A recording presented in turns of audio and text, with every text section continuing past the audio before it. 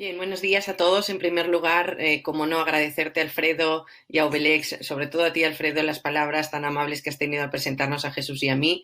Por supuesto, a Obelix, porque siempre es una editorial que permite que podamos organizar este tipo de congresos jurídicos tan interesantes. Y, como no, al Ilustre Colegio de Abogados de Sevilla, a todos los asistentes que nos acompañáis, el poder estar con vosotros, aunque sea online. Nos hubiera gustado más estar en Sevilla, pero aunque sea online, estar con vosotros hoy, la verdad es que para mí es un honor y más compartir la mesa con mi querido compañero y amigo Jesús Sánchez. Bien, a mí en primer lugar me corresponde, hemos preparado una presentación, me corresponde introducir el tema del crédito revolving y así lo voy a hacer de forma muy breve para que podamos luego debatir sobre todos los conceptos que nos han dejado lugar las dos sentencias del Tribunal Supremo sobre la materia, para ya dar paso a mi compañero Jesús y que entre en materia con la prescripción. Como digo, me corresponde ser la introducción del asunto en el sentido de qué estamos hablando, ¿no? ¿Qué es el crédito revolving? Bien, es un crédito renovable, rotativo, se le dice de estas distintas maneras, y al final no deja de ser una disposición dineraria a favor del deudor que no responde a ninguna finalidad concreta, todo lo contrario. Su naturaleza es que es para cualquier finalidad y puede materializarse o no con una tarjeta de crédito. El crédito revolving siempre lo identificamos con una tarjeta, pero no tiene por qué ser siempre visible la tarjeta, puede ser mediante llamadas telefónicas, etc. Cada cuota periódica que va a pagar el deudor va a corresponder a capital, intereses, gastos, y lo importante de este crédito revolving o su naturaleza es que cada capital que disponemos vuelve a ser reutilizable y podemos, pues como digo, sin tener que acreditar la necesidad ni documentalmente solicitar nada, volvemos a disponer de dicho capital. Es muy importante diferenciar, y de ahí que en la presentación, en este concepto introductorio, lo hayamos hecho en una tabla diferenciadora, diferenciar el crédito revolving del crédito al consumo, puesto que veremos que la primera sentencia de 25 de noviembre de 2015 se cae en el error de tratar el mismo mercado como si fuera lo mismo un crédito al consumo o un crédito revolving. Como digo, la gran diferencia es que el crédito al consumo se entrega una cantidad de dinero determinada. El capital no puede volver a ser reutilizable conforme lo vamos pagando. Tenemos una tabla inicial con un periodo de pago en el que sabemos cuándo empezamos y cuándo finalizamos. Todo lo contrario en un crédito revolving con o sin tarjeta. Es una flexibilidad absoluta, no tenemos una finalidad del crédito, lo podemos ir reutilizando y, sobre todo, las cuotas pues irán variando en función de que reutilicemos o no dicho crédito, en cuanto a que el interés pues irá incrementando o no dichas disposiciones. Es importante que esta diferenciación la tengamos clara. Dicho eso, otro concepto básico de hoy, libertad de interés. No tenemos regulado en ninguna norma en nuestro derecho interno que nos diga cuál es el tipo de interés para este tipo de mercado. Todo lo contrario, la orden ministerial de 28 de octubre de 2011 y el Código de Comercio en su artículo 315 nos dice que el interés es libre. Es un pacto el que se fije libremente entre las entidades de crédito y los clientes. Es otro concepto que también tenemos que tener muy claro para cuando hablamos de este tipo de operativas. Ya nos decía en el 2001 el Tribunal Supremo que para calificar el interés en desproporcionado y excesivo tenemos que irnos no al interés legal, sino al interés del caso en concreto, de las circunstancias del caso. Hoy lo que nos corresponde es el crédito revolving, insisto, y no el crédito al consumo, que son cosas diferentes. Comenzamos. Como veis, es un repaso muy genérico. La sentencia del Tribunal Supremo 25 de noviembre de 2015. Aquí empieza la carrera, ¿no? Hablábamos de la nulidad en aquel entonces con las cláusulas abusivas, las condiciones generales de la contratación en contratos seriados, y aparece esta sentencia en cuanto a créditos a revolving, en las que introduce una causa de nulidad nueva, que ya no es el control de abusividad ni el control de transparencia, sino la usura. Nos remontamos a 1908, a la ley Azcárate, y nos dice el Tribunal Supremo que la usura existe en ese contrato en concreto, puesto que el tipo de interés que se está aplicando en ese crédito revolving es desproporcionadamente superior al crédito en consumo en cuanto a media estadística que existía en esa situación actual. Bien, yo pienso que en este caso la habilidad del abogado defensor del consumidor estuvo muy por encima del abogado que defendía la entidad financiera, y le ayudó el hecho de que en el Banco de España en aquella época y sobre todo antes del 2010, no existía una fuente de prueba estadística en cuanto a diferenciar el que era el tipo medio del mercado diferente, que es el crédito revolving, al mercado de crédito al consumo.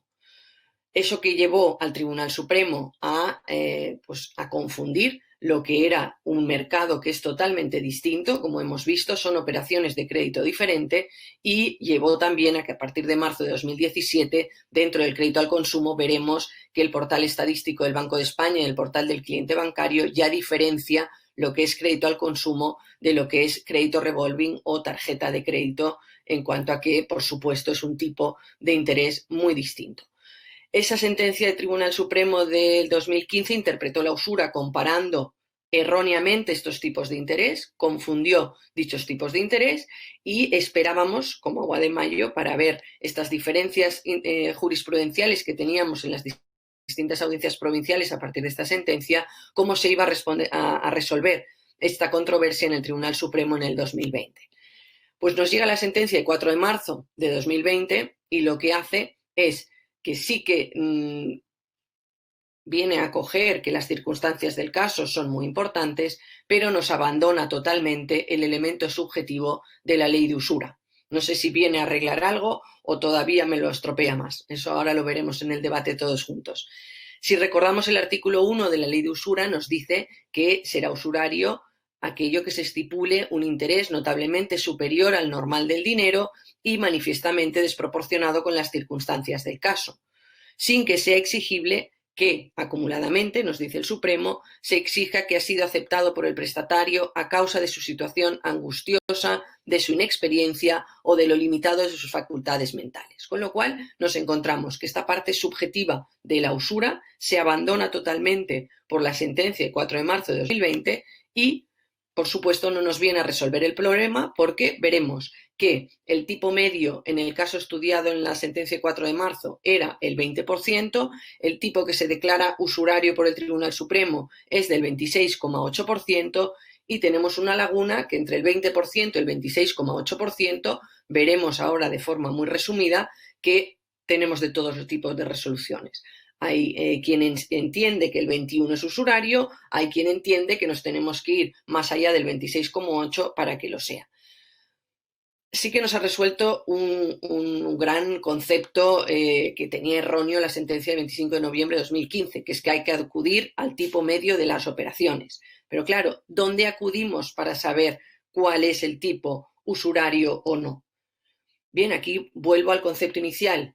Libertad de empresa, artículo 38 de la Constitución. Libertad de empresa, artículo 16 de la Carta de Derechos Fundamentales de la Unión Europea. Orden ministerial 28 de octubre de 2011. Si los intereses son libres, si estamos ante una libertad de empresa, ¿qué hacemos? ¿Intervenimos el mercado? ¿Jurisprudencialmente determinamos cuál es el tipo de interés por el que yo tengo que contratar para que no se considere usura? Lo lanzo como pregunta al debate, porque esta sentencia parece que al abandonar el elemento subjetivo nos lleva a una intervención del precio porque solamente se basa en el criterio objetivo. Aquí os dejo la regulación actual de estadística de los tipos de interés para que si tenemos la posición del deudor o la posición del acreedor podamos defender una cosa u otra. Como os decía antes, desde marzo de 2017 tenemos en el Banco de España, por fin diferenciado en el capítulo 19.4, cuál es ese interés o tipo medio al que se está refiriendo la sentencia de 4 de marzo de 2020, como digo, para diferenciar en función de que seamos abogados de una parte o de otra, si tenemos que defender la usura o si por el contrario tenemos que oponernos a ella. Os he insertado el capítulo 19.4 al que me estoy refiriendo del Boletín Estadístico del Banco de España, y aquí os marco en rojo cuál sería la columna dentro de lo que es crédito al consumo, y hay una columna diferenciada de crédito revolving, cosa que no ocurría en el 2010 y años atrás, y ello dio lugar a esa confusión en la sentencia de 25 de noviembre de 2015. Este es el portal del cliente bancario de Banco de España. Esta diferenciación la tenemos a partir de marzo de 2019 e incluso se hace una comparativa de lo que es el interés de crédito revolving y tarjetas de crédito en España y en el resto de Europa. Si consultamos dicho portal, veremos que, por ejemplo, tomando de referencia junio del 19, el TAE en España estaría en un 19,81 y, en cambio, en la misma columna, la media europea del TAE estaría en un 16,62. Estamos por encima de la media europea. Portugal 15,3, Francia 16,6 y Reino Unido entre el 19 y el 23%. Pero, como veis, nos movemos siempre en unas cifras en torno al 20%. Otras tablas en las que podemos acudir y podemos ver tipos referenciados sería en la OCU, Organización de los Consumidores. Si acudimos a su página web, veremos que el más caro sería Withing al 27%, tenemos Santander Consumer al 24%, BBVA 19%. Aquí podemos ir consultando cuáles son, porque no olvidemos, tipo medio es a la baja y al alza el medio de todas las entidades, con lo cual vuelvo otra vez a esa conclusión que es donde voy a acabar mi intervención. ¿Qué es lo que consideramos usura? El Tribunal Supremo, en la sentencia de 4 de marzo de 2020, no nos lo ha resuelto. Después tenemos el índice ASNEF, donde también tenemos una comparativa del préstamo al consumo, del préstamo revolving, y con todos estos índices y todas estas tablas, tenemos ahora un Excel, como digo yo siempre, que Jesús se ríe, pero es que al final el Tribunal Supremo nos aboca siempre a tener un Excel para ver qué tipo de jurisprudencia tenemos a partir del 4 de marzo de 2020. Por ejemplo, 14 de septiembre, sentencia de primera instancia de Guadalajara, nos dice que un TAE del 29,24% no lo considera usurario porque entiende que está dentro del tipo medio. Por ejemplo, la sección 14 de la Audiencia Provincial de Barcelona, 28 de septiembre de 2020. En el mismo sentido, teníamos una operación de junio del 15, se pactó un tipo nominal de 14,49 con un TAE del 17,20, entiende que está por encima de 5 puntos de lo que era en aquella época el tipo medio y entiende que no es para nada usurario. Bien. En cuanto a Mérida, creo que venía a continuación. No, Coruña. Coruña, un TAE del 22,20%, también considera que no está alejado ni es desproporcionado y por lo tanto considera que no es usura. Y por último, en Mérida sí que tenemos un criterio jurisprudencial de las audiencias provinciales en el que nos dice que es su criterio que tenemos que superar un 15% el interés medio para que se considere usura. En un caso real que he tenido en el despacho hace nada, la semana pasada, interpusimos en su momento una demanda en la que la acción principal era la falta de transparencia y la nulidad por abusividad, pero la acción subsidiaria era la usura y efectivamente la entidad crediticia se ha allanado parcialmente a nuestra demanda, ha dicho que la acción principal no debe ser estimada porque hubo información al consumidor, que no hubo falta de transparencia, pero sí se allana parcialmente a la usura y considera que un contrato que se suscribió en julio del 2013, donde el tipo medio de referencia era el 20,8 y la talla aplicada al contrato de nuestro cliente era el 31,56, entiende que sí que es usura y se allana parcialmente a la demanda, con lo cual esa entidad crediticia entiende que por debajo de lo que había entendido, por ejemplo, lo que acabábamos de decir, los criterios de las audiencias provinciales de Badajoz, 10 puntos por encima, la propia entidad crediticia lo ha entendido como usura. Y para hacer el guiño de Sevilla, ya que estamos en un congreso online de consumidores en Sevilla, pues os dejo aquí la sentencia de primera instancia 21 de Sevilla de 28 de mayo de 2020 y también hay otras de primera instancia 5, 15 e incluso la Audiencia Provincial de Sevilla que ratifica pronunciamientos de usura contra Withing en el sentido de que un TAE del 24,71 que debido a la reutilización del capital llegó hasta el 26,82, crédito del año 2004, considera que es usura. Importante para terminar, ¿qué significa que sea usurario nuestro crédito? ¿Qué es lo que nos están dando los tribunales? Pues lo que nos están dando es la nulidad del contrato en cuanto al interés remuneratorio, por lo tanto la actora queda obligada únicamente a devolver el capital y la entidad crediticia nos tendrá que devolver todo aquello que hayamos pagado en exceso con ocasión de esta cláusula de interés que considera nula por usura.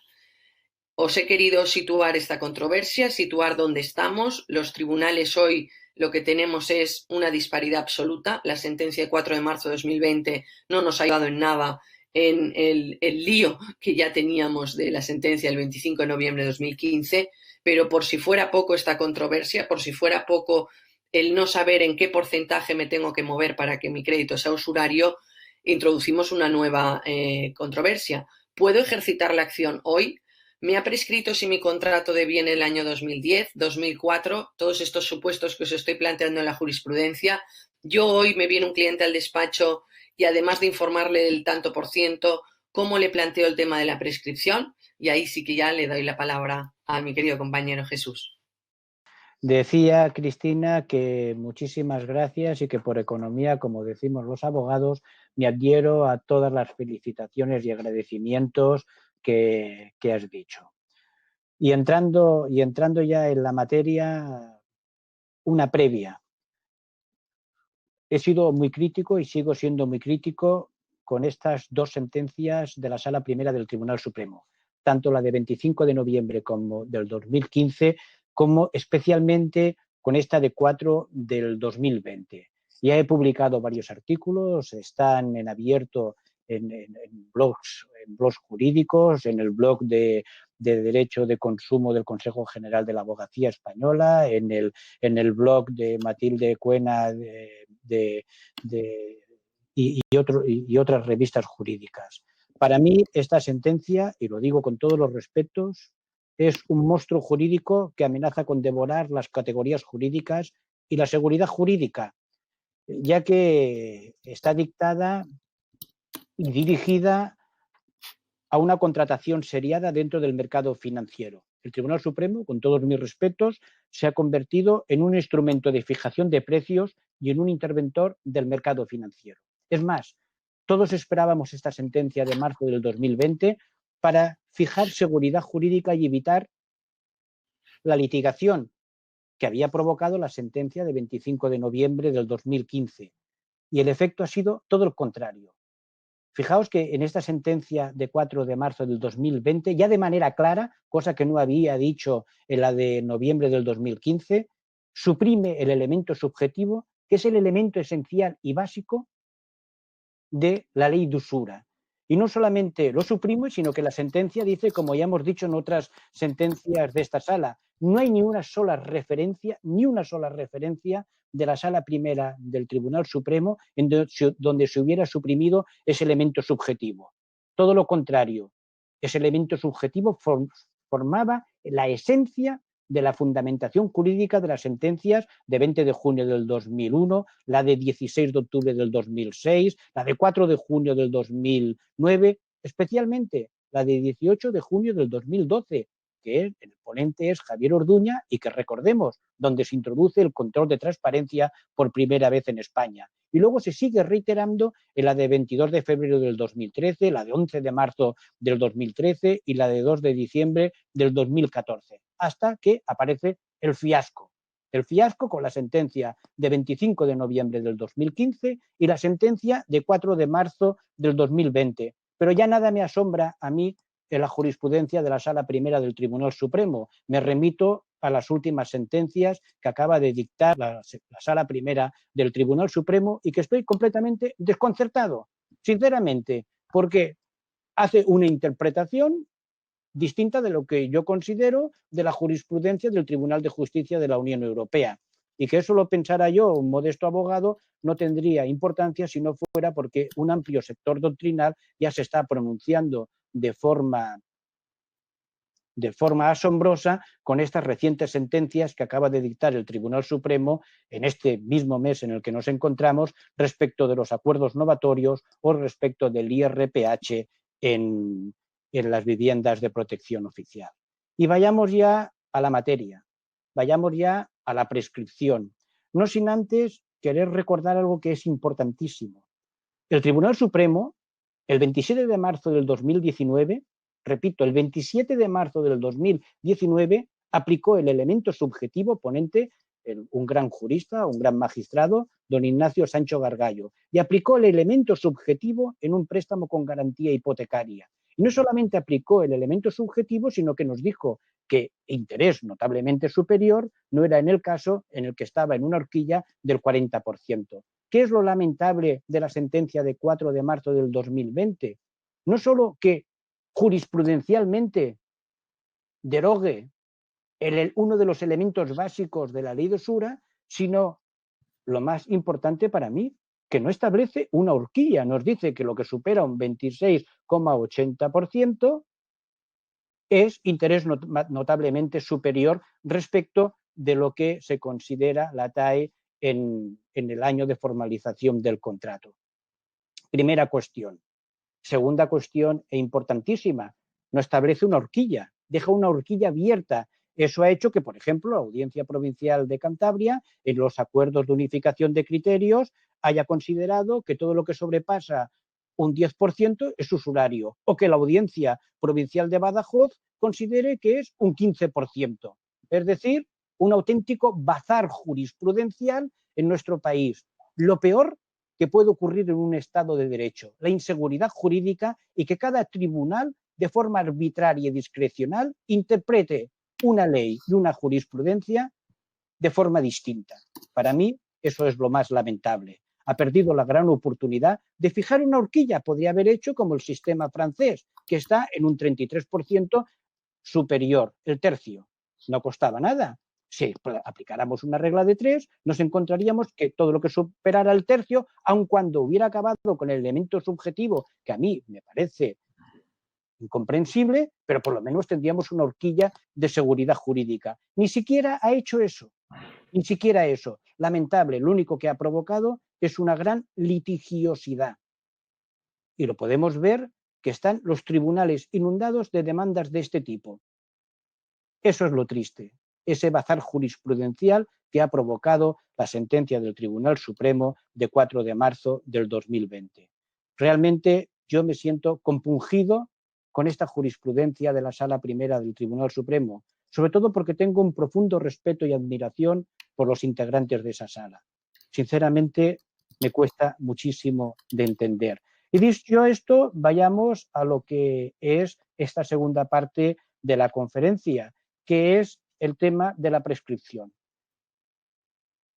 Me habéis oído, algunos de los que seguro estáis conectados, en estos últimos años hablar del orden público comunitario. Fui, junto con el profesor Vicente Pérez Daudí, de los que estuvimos introduciendo en nuestras conferencias uno de esos principios fundamentales que nos venían de la jurisprudencia del Tribunal de Justicia de la Unión Europea, el orden público comunitario. Orden público comunitario que data del año 1963 y que por lo tanto no es reciente. Orden público comunitario que se introduce en la Directiva 93/13 a partir de la famosa sentencia de 6 de octubre del 2009. Y en base a ese orden público comunitario, yo mantenía la tesis de que cuando nos encontrábamos en condiciones generales de la contratación, por lo tanto, derecho imperativo, nulidad absoluta o radical, debíamos de hablar de imprescriptibilidad de la acción. En recientes artículos había sostenido que el Tribunal Supremo, en base a la seguridad jurídica, debía de pronunciarse sobre la materia, especialmente desde que la sección 15 de la Audiencia Provincial de Barcelona, en aquella famosa sentencia de 25 de julio del 2018, reiterada en la de 23 de enero del 2019, distinguió respecto de lo que había de entenderse como imprescriptibilidad de la acción declarativa de nulidad de una cláusula en una condición general de la contratación, de la prescriptibilidad de los efectos restitutorios en un supuesto de gastos contratados. Pues bien, ha sido la propia jurisprudencia del Tribunal de Justicia de la Unión Europea que en sus recientes sentencias de 9 de julio y 16 de julio de 2020, en esta última derivada de una cuestión prejudicial planteada por dos tribunales españoles, Ceuta y Palma de Mallorca, ha resuelto la cuestión y nos ha dicho que cabe distinguir entre la acción de nulidad y la remoción de los efectos derivadas de esa acción de nulidad. Es decir, la cláusula es un supuesto de ineficacia de nulidad de pleno derecho, de nulidad radical, y que esa acción es imprescriptible, Pero la remoción de sus efectos, es decir, la devolución de las cantidades indebidamente pagadas si se decreta la nulidad de esa cláusula, sí está sujeto a prescripción, siempre y cuando en el ordenamiento jurídico del Estado de la Unión Europea se prevea esa situación. Como sabéis, en España no hay una regulación expresa sobre la materia, pero mi opinión, y aquí he cambiado de opinión, es que ya estamos ante un supuesto que la propia jurisprudencia de la Unión Europea nos permite y, por lo tanto, en base a esa primacía del derecho comunitario que siempre vengo sosteniendo y manteniendo, mi posición es que la doctrina que sentó la sección 15 de la Audiencia Provincial de Barcelona y que ha reiterado en una reciente sentencia de 10 de septiembre del 2020, de la que ha sido ponente la magistrada señora Berta Pellicer, analizando esta última sentencia del Tribunal de Justicia de la Unión Europea de 16 de julio del 2020, nos dice que hay que distinguir plenamente entre la imprescriptibilidad de la acción declarativa de nulidad, de la cláusula abusiva, y la prescriptibilidad de la acción de restitución de los gastos indebidamente pagados. Y por tanto, partiendo de esa tesis, de esa premisa, no podemos hablar de una única acción de nulidad cuando aplicamos la ley de usura, porque las categorías jurídicas deben de aplicarse para todos los supuestos, salvo que una norma concreta regule un supuesto determinado. Por lo tanto, si estamos hablando de imprescriptibilidad de la acción de nulidad de una cláusula abusiva, mutatis mutandis, cuando estamos hablando de la ley de usura, deberemos de aplicar ese mismo criterio. El propio Tribunal Supremo, en dos sentencias conocidas, la de 30 de diciembre del 1987 y más especialmente la de 14 de julio del 2009, esta de un gran magistrado recientemente jubilado, don Antonio Salas, mantienen una tesis que todos compartimos de que cuando se aplica la ley de usura estamos ante un supuesto de nulidad radical, ante un supuesto de ineficacia absoluta.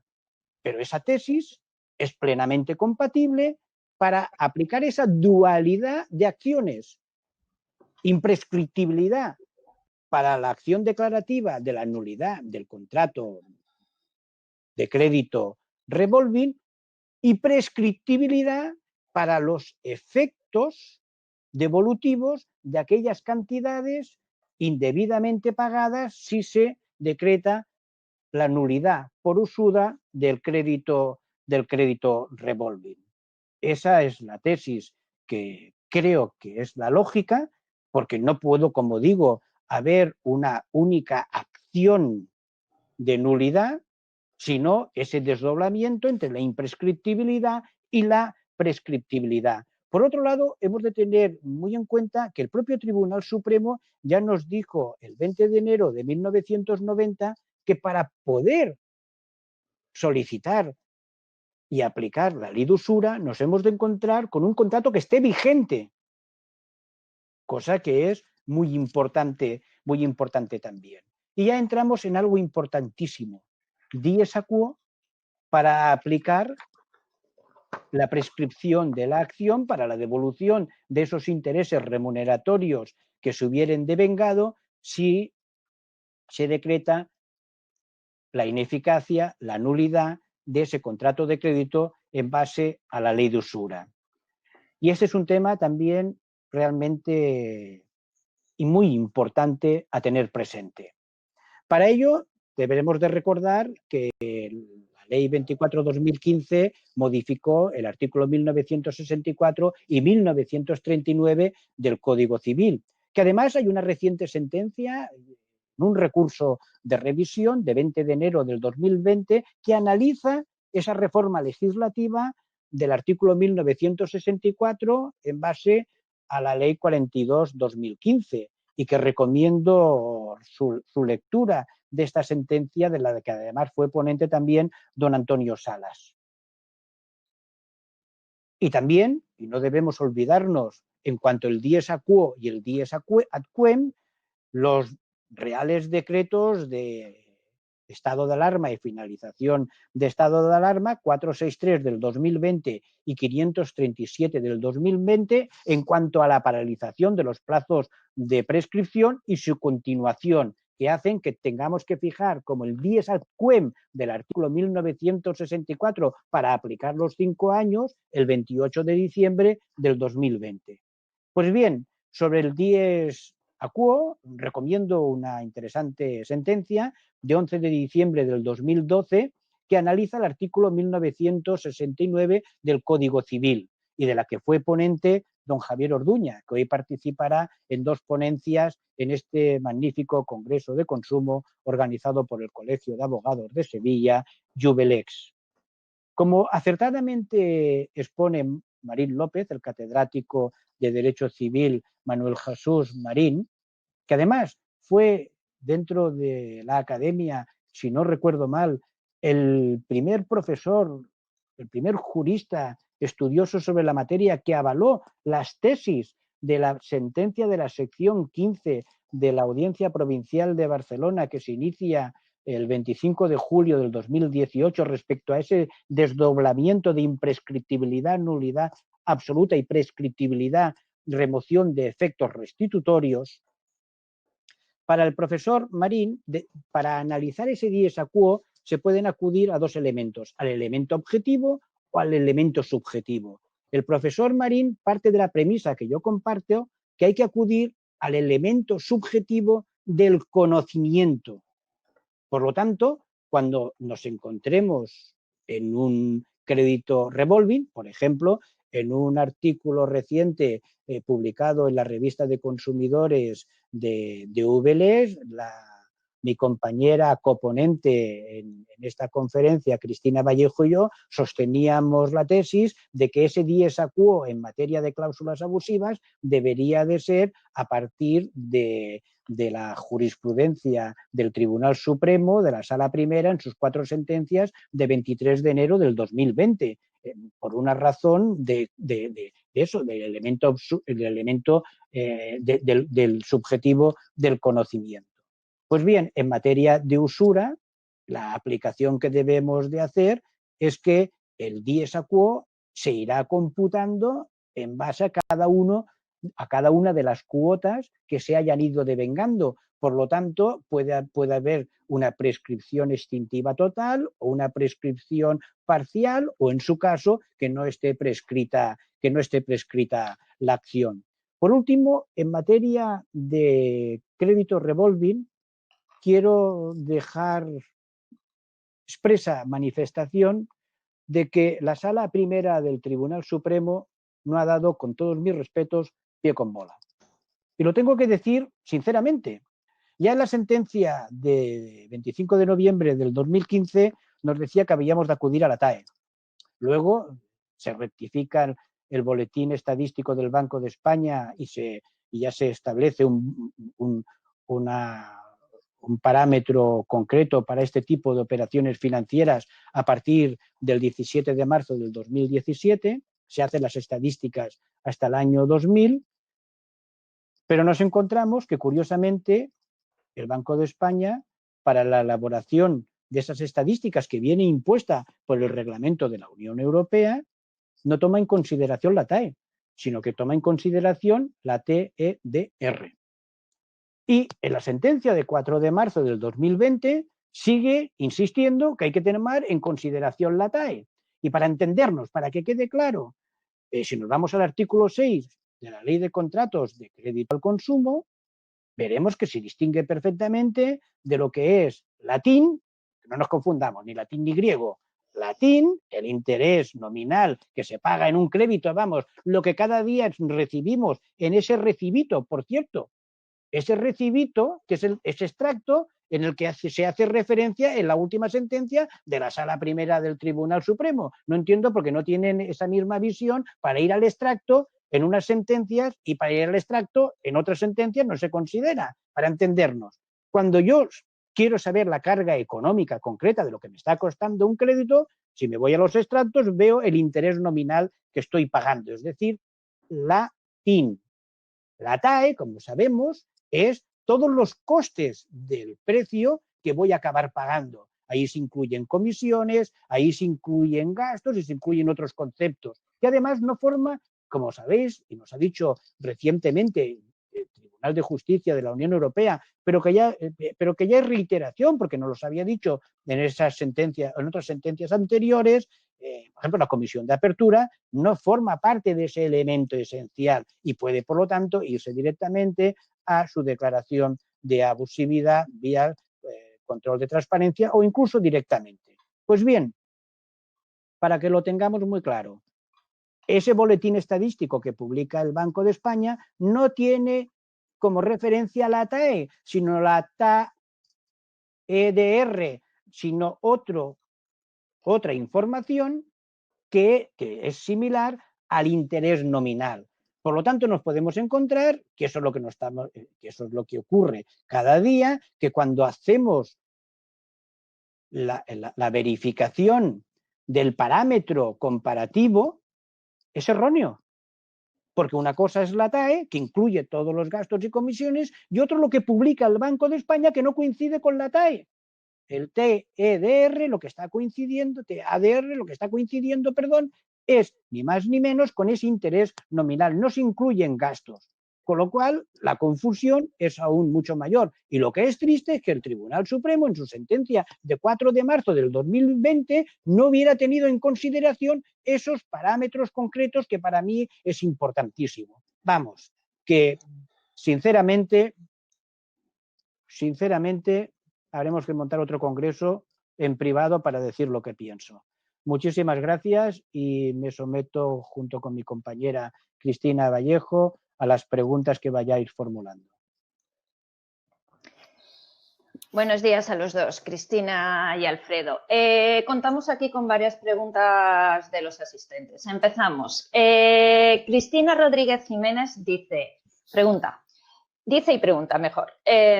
Entonces, si el contrato de préstamo revolving es de fecha 2015, ¿podemos hacer referencia a que el tipo medio comparable sea el de crédito al consumo, puesto que hasta 2017 no se publica en el Banco de España el tipo medio para las tarjetas revolving? Es que el tipo medio de los créditos al consumo es más bajo y, por lo tanto, más beneficioso para el consumidor a la hora de reclamar. Jesús, ¿quieres contestar tú? Contesto. Sí, vuelvo a insistir porque toda esta materia es muy importante tener presente lo que antes comentaba de lo que es el TEDR, de lo que es la TAE. Primera cuestión, si nos vamos a un crédito al consumo, y entonces tendríamos que acudir a la sentencia de 25 de noviembre del 2015, ahí la Sala Primera del Tribunal Supremo sí que fijó un parámetro y dijo que el doble es lo que el doble del interés medio que se viniera aplicando en ese momento, más del doble se consideraría interés usurario. Por lo tanto, hemos de tener muy presente que si acudimos a crédito al consumo, no a la tipología de crédito revolving, y aplicamos la sentencia de 25 de noviembre del 2015, hemos de aplicar el doble. Primera cuestión. Segunda cuestión, lo que nos acaba de decir el Tribunal Supremo en la sentencia de 4 de marzo del 2020 es que lo que hay que hacer para aplicar la ley de usura, que repito, que no es el instrumento adecuado para este tipo de financiación, que es el control de transparencia o, en su caso, el legislador aplicando topes en este tipo de créditos, pero no el Tribunal Supremo delimitando jurisprudencialmente el mercado y encima eliminando uno de los elementos esenciales de la ley de usura, que es la esencia de la ley de usura, que es el elemento subjetivo, porque no está prevista para una generalidad, sino para casuística concreta. Y dicho esto, el Supremo lo que nos ha dicho en la de marzo es que exactamente eso, para crear seguridad jurídica, que no nos podemos ir acogiendo a tablas indistintas que puedan beneficiar. Hemos de tener, en base a la seguridad jurídica, tablas concretas. Y nos dice, para este tipo de productos, la que elabora el Banco de España, que repito, que viene impuesto por el reglamento de la Unión Europea en esos datos estadísticos para el crédito revolving. Algo también importantísimo. Por ejemplo, la Audiencia Provincial de Badajoz nos dice que para los acuerdos de las secciones de lo civil que se puede acudir a otras fuentes de prueba para saber cuáles son esos parámetros. Por lo tanto, para acudir a saber cuál es el parámetro de esa tipología de productos, podemos acudir a otras fuentes de prueba. Como muy bien ha expuesto Cristina, la podemos encontrar en la OCU, la podemos encontrar en ASUFIN, la podemos encontrar en la propia SNEF, que es la Asociación de Establecimientos Financieros, la podemos encontrar en muchos informes que hay elaborados de expertos en la materia, pero la podemos encontrar en algo que para mí es esencial y fundamental y que forma parte de lo que es la carga de la prueba 281 y siguientes de la Ley de Enjuiciamiento Civil. Cuando algo es notorio y público, tampoco hacen falta ni fuentes de prueba. Todos sabemos que los créditos revolvings de hace varios lustros están en una media superior al 20%. Y como muy bien ha dicho Cristina, es que es una media, que no es un calcetín, es una media. Pues significa que por debajo los hay de precios inferiores y por encima de precios superiores. Y delimitarlo en la media, al final, lo que es lo que ha hecho el Tribunal Supremo, lo convierte en algo absolutamente desproporcionado, porque te conviertes en un regulador de precio habida cuenta que vas haciendo bajar el importe de los precios. Y eso atenta al mercado de la Unión Europea. Por eso la sección cuarta de la Audiencia Provincial de Las Palmas acaba de presentar una cuestión prejudicial que además ya está registrada en el Tribunal de Justicia de la Unión Europea, porque atenta al mercado interior de la Unión Europea, que es lo que no ha tenido presente la Sala Primera del Tribunal Supremo. A mí lo que me asombra de la Sala Primera del Tribunal Supremo es que cuando se trata de préstamos con garantía hipotecaria, su interpretación es restrictiva. Hace una interpretación restrictiva increíble, pero cuando estamos con el hermano pobre, que son los créditos revolvings, ahí la demagogia impera y dicta repito la de la demagogia, que soy muy bruto, ahí digamos que la interpretación es extensiva y se acaba hasta cargando el elemento subjetivo de la ley de usura y fija precios en el mercado. Me cuesta de entenderlo, sinceramente, esos dos criterios interpretativos, restrictivo y extensivo. No sé si ha sido claro. Sí, ha sido muy claro. Vamos a ver, Alfredo. Rocío Ruiz Cosano. No es por nada, me llamo Jesús. Alfredo, Jesús, sí, perdona. Rocío Ruiz Cosano dice, ¿se debe pues entender que cada capital de provincia o cada partido judicial tendrá un criterio jurisprudencial distinto? Se refiere a las... Sí, cuando he analizado, supongo, las distintas sentencias.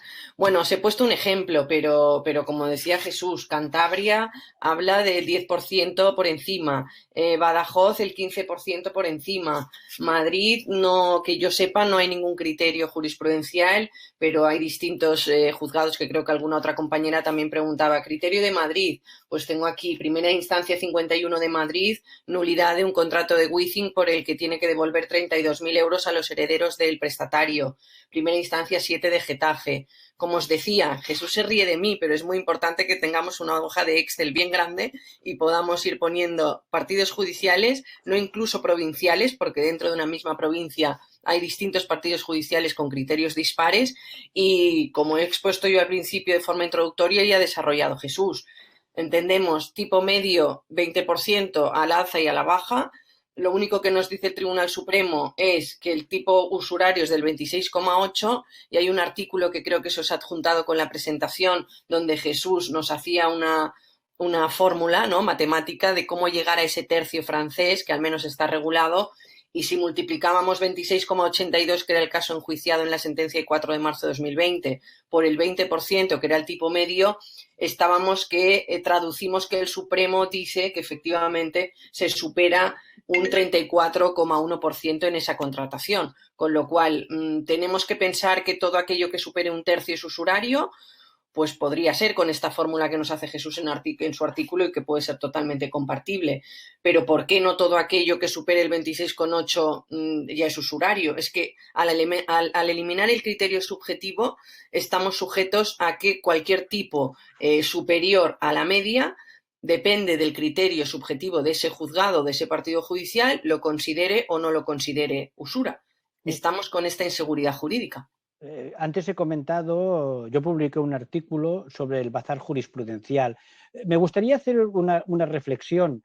Las tesis que yo estoy manteniendo, y he facilitado un artículo que escribí conjuntamente con el catedrático de Derecho Civil, señor Javier Orduña, y es magistrado de la Sala Primera del Tribunal Supremo, esas tesis que yo mantengo las comparto plenamente con Javier Orduña y escribimos un artículo muy crítico a esta sentencia de 4 de marzo del 2020. No creo que el señor Javier Orduña sea nada sospechoso de no mantener una defensa a ultranza del derecho comunitario y sobre todo del derecho de los ciudadanos en todas estas materias. Y esa tesis la comparte plenamente el señor Orduña. Pero es que, desgraciadamente, la Sala Primera del Tribunal Supremo, y por eso soy tan crítico con esa sentencia, ha provocado una inseguridad jurídica de dimensiones imprevisibles. Ha hecho que, al final, cada juzgado, esto es un bazar, cada juzgado pueda resolver de forma discrecional y arbitraria en función de unos parámetros que a esa sala de esa audiencia o a cada juzgado, y ya no digamos secciones cuando las sentencias son de un solo magistrado, vaya dictando qué es lo peor que puede tener un Estado de Derecho, la inseguridad jurídica, que en un sitio me digan A, en el otro B y en el otro me diga C. Y eso solamente hay un culpable, solo uno, la Sala Primera del Tribunal Supremo, que dictó una sentencia por el Pleno y sin ningún voto particular. Y ahí son todos responsables solidarios de esa inseguridad jurídica que se ha generado. Nada más estoy deseando que, por favor, la Sala Primera del Tribunal Supremo resuelva un recurso de casación y en esta materia ya doy por hecho que se ha cargado el elemento subjetivo. No lo entiendo, que Dios me perdone, pero siempre creía que eso nada más lo podía hacer el legislador o el constitucional. Pero me parece bien, porque al fin y al cabo, cuando eres juez y estás en el Supremo, eres el que mandas. Pero por lo menos que nos cree seguridad jurídica y fije una horquilla clara para que todos sepamos dónde tenemos que ir. Consumidores, entidades financieras y también los abogados, porque ahora mismo como abogados, en función del cliente que te viene, le dices, sí, vamos adelante, pierdes el asunto y quién paga las costas. No puedes tampoco asesorar adecuadamente a los clientes, ni en un sentido ni en otro, y solamente hay un culpable de esa inseguridad jurídica. Repito, la Sala Primera del Tribunal Supremo con su presidente a la cabeza, el señor Marín, y hay que decir con nombres y apellidos, y el ponente, el señor Rafael Saraza, a ver si se enteran de que ahí arreglan este entuerto. No te enfades, Jesús. No, yo no me enfado jamás. Ya me conocéis. A mí lo único que me produce tristeza es que no haya ido a Sevilla a bailar sevillana. Vaya por Dios, no te preocupes que para la próxima seguro que puedes. Es lo que me quita el revolving de encima, las sevillanas. Bueno, Jesús o Cristina, Nuria Tirado Martín hace inicialmente una pregunta y ahora hace poquitos minutos también ha hecho otra. Voy a haceros las dos y a ver si le podéis contestar. Entonces, una, a partir de marzo del 2020, dice, entonces, a partir de marzo del 2020, el 99% de las demandas de nulidad por usura estarán desestimadas, ¿no? Y la otra pregunta es, ¿cómo puede el Tribunal Supremo derogar directa, implícitamente la ley de usura? ¿No sería esta sentencia inconstitucional por vulnerar la jerarquía,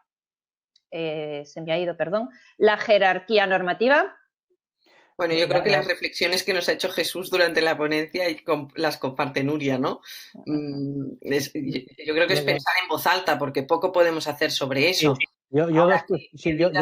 Que después de marzo todas las demandas por usura serán desestimadas, pues todo lo contrario, es que volvemos a lo mismo. Con esta inseguridad jurídica hay demandas que son estimadas y hay demandas que no. El tema es ¿dónde está ese parámetro? ¿Cuál es ese porcentaje en el que debe estimarse la usura? Y lo uno con otra pregunta que había por aquí. ¿Cómo planteamos esa acción si somos abogados y tenemos que redactar la demanda?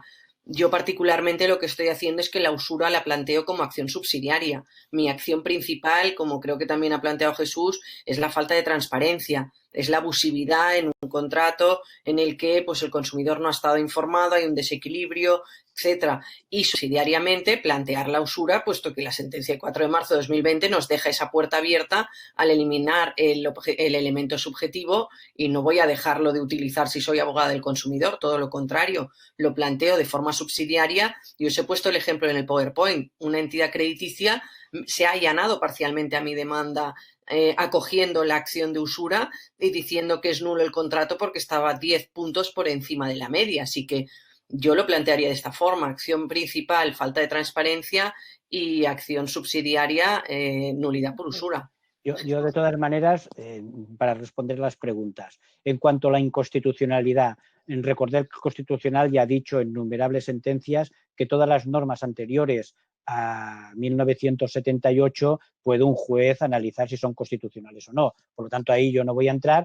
Desde luego, habría un posible viso de inconstitucionalidad en cuanto a la interpretación que hace de fijación de precios y del mercado. En cuanto a la Constitución, la libertad de mercado es importante, y aquí a quien le corresponde fijar los precios, en todo caso por política legislativa, que ya me he pronunciado que sería lo idóneo, es al Ejecutivo y Legislativo, no al Judicial por la vía indirecta como ha hecho.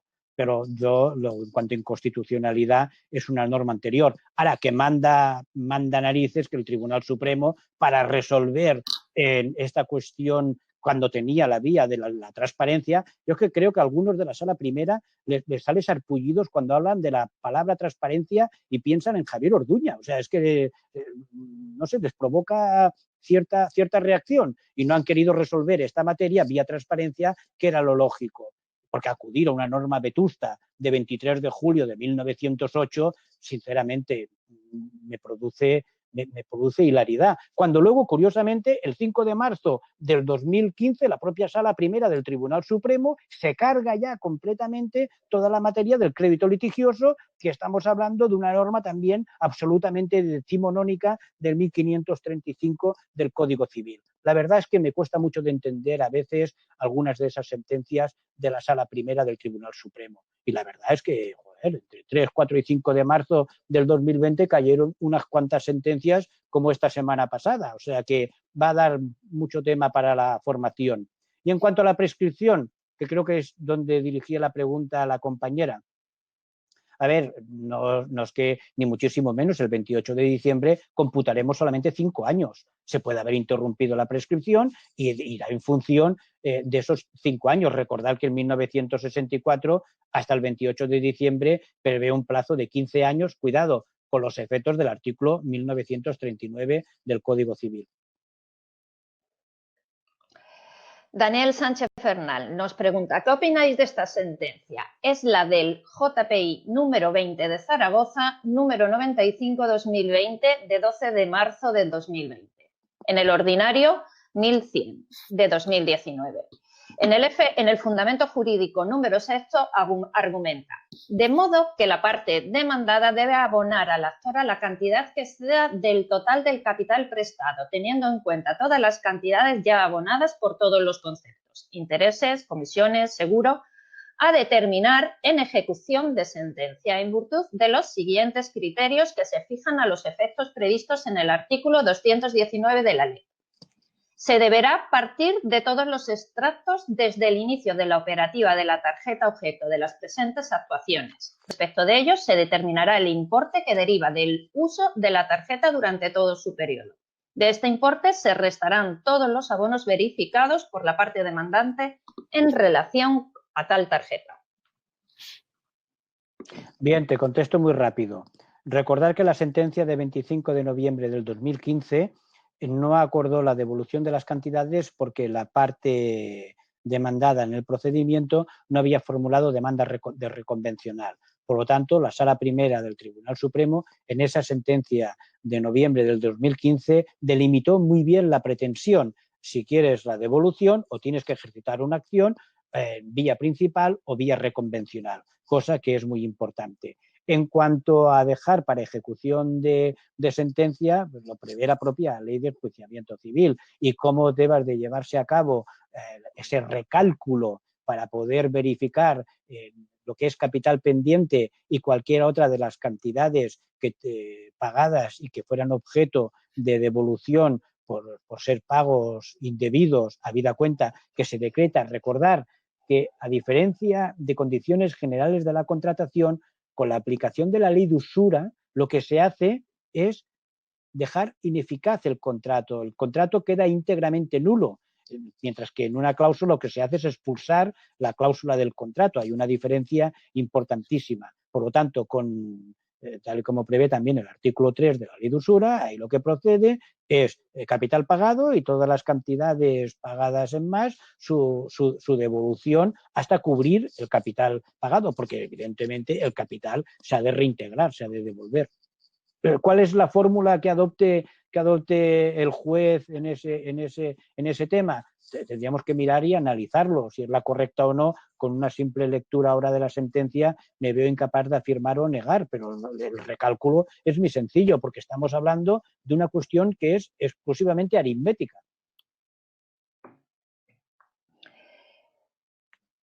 Muy bien. Enlazando dos preguntas de dos compañeros, Daniel Sánchez Bernal y Rocío Ruiz Cosano. Dice el primero: si resulta que aún queda capital pendiente de pago, generando una deuda a favor de la entidad demandada, ¿podría interesar la ejecución de sentencia a la propia demandada? Y, Rocío, a tenor de la sentencia que propone de Zaragoza, ¿puede suceder que el propio demandado consumidor, si decide interponer demanda por tarjeta o crédito revolving, podría arriesgarse y acabar condenado al pago de los abonos verificados? Bueno, aquí yo creo que tenemos que ir al procesal puro, ¿no? Es 517, puro y duro. Acción ejecutiva y es justicia rogada. O sea que si la demanda la ha interpuesto el consumidor y la sentencia lo que hace es declarar la nulidad de los intereses por usura, esa sentencia no le puede servir a la entidad crediticia o prestamista para ejecutar una deuda contra el demandante, porque el título no lo tiene, con lo cual no. Claramente no.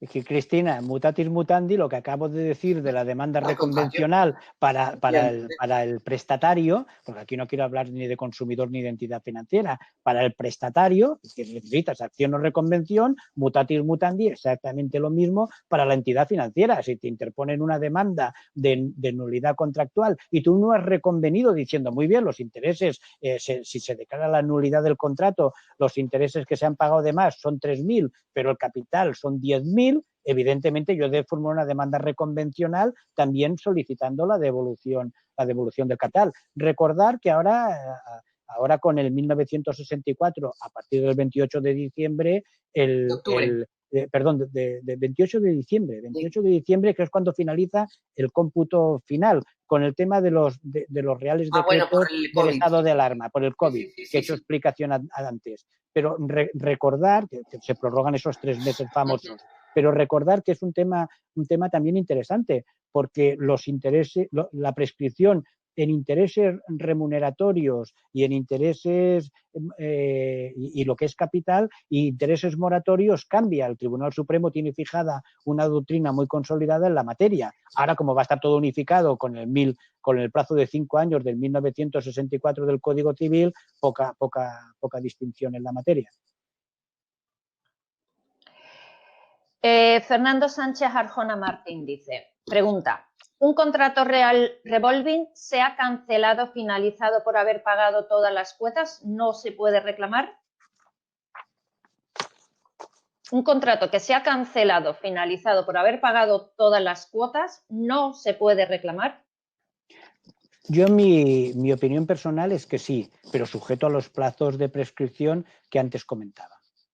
Mi opinión personal es también, incluso cuando el Tribunal Supremo ya resolvió para los préstamos hipotecarios, ¿no? Que una vez ya consumados podías reclamar igualmente la nulidad, sujeto a las prescripciones de la acción restitutoria, porque ¿qué sentido tiene que yo plantee una acción de nulidad por usura cuando me ha prescrito la acción restitutoria? Si encima ya he pagado todo el préstamo, no tendría ningún sentido. Si no recuerdo mal, es la sentencia de 17 de diciembre del 2019, que ya fijó doctrina sobre la materia el Tribunal Supremo. Y aquí exactamente lo mismo. O sea, es que en toda esta materia tiene que haber las categorías jurídicas lo son para todas las situaciones. Lo que no puedes hacer, como a veces nos encontramos con determinada jurisprudencia, es que se fundamenten algunas resoluciones para supuestos ad hoc. El derecho es general para todos. No puedes diferenciar. Por ejemplo, voy a poner un ejemplo antes que hablaba del vencimiento anticipado en nuestro gran jurista Frederic Adam. Lo que no puede hacer el Tribunal Supremo es establecer una categoría jurídica y una interpretación del préstamo cuando es con garantía hipotecaria y respecto del vencimiento anticipado, y otra cuando es de un préstamo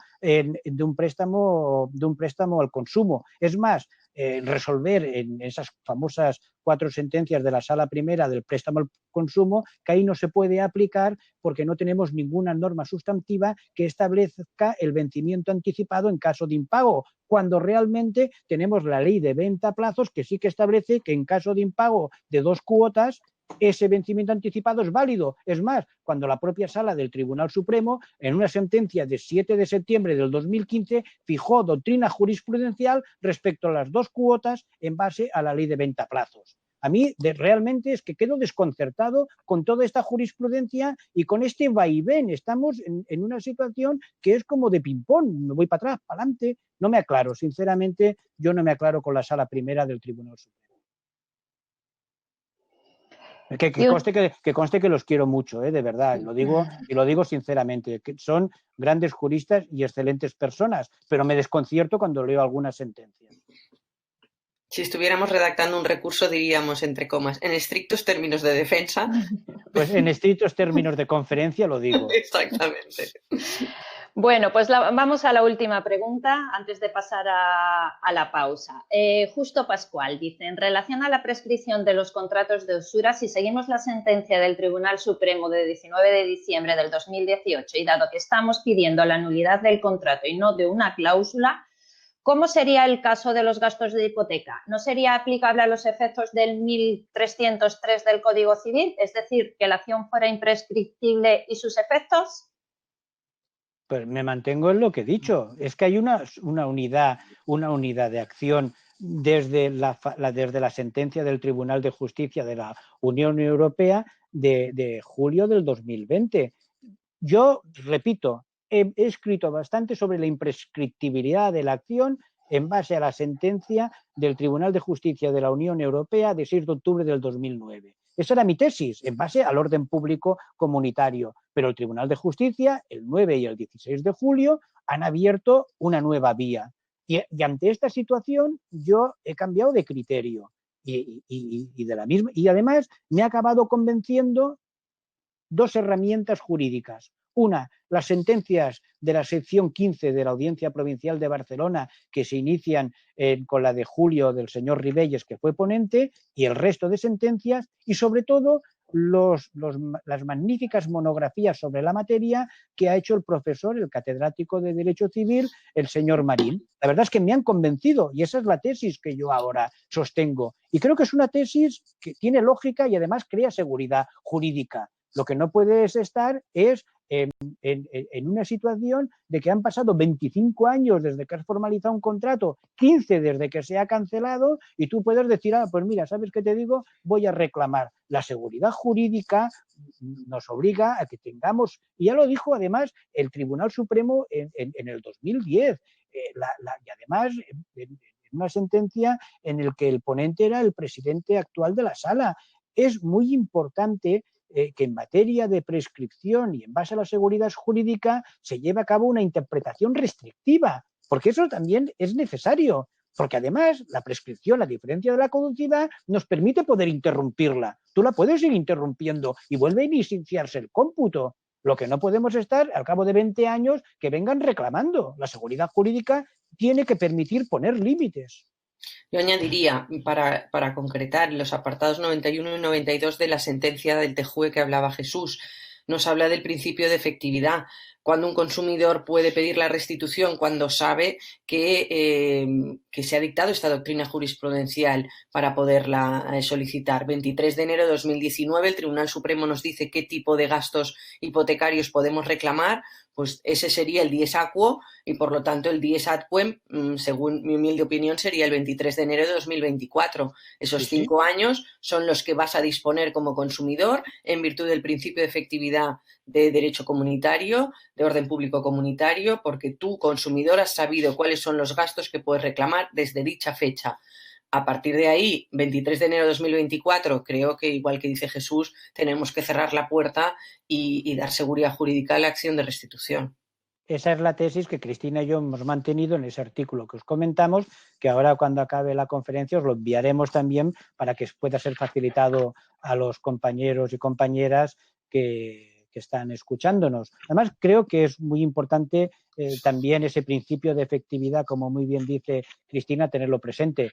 En el caso de los supuestos de crédito revolving, no se produce aquí ninguna inseguridad jurídica, porque aquí sabemos que se puede reclamar como mínimo desde la sentencia de 25 de noviembre del 2015. Ahí tenemos ya fijada una doctrina muy sólida y por eso yo hablaba, ya me extendía incluso a los 15 años, pero con 5 años para poder reclamar que fine el 28 de diciembre del 2020, tiempo más que suficiente, sin perjuicio de las interrupciones que se hayan podido efectuar.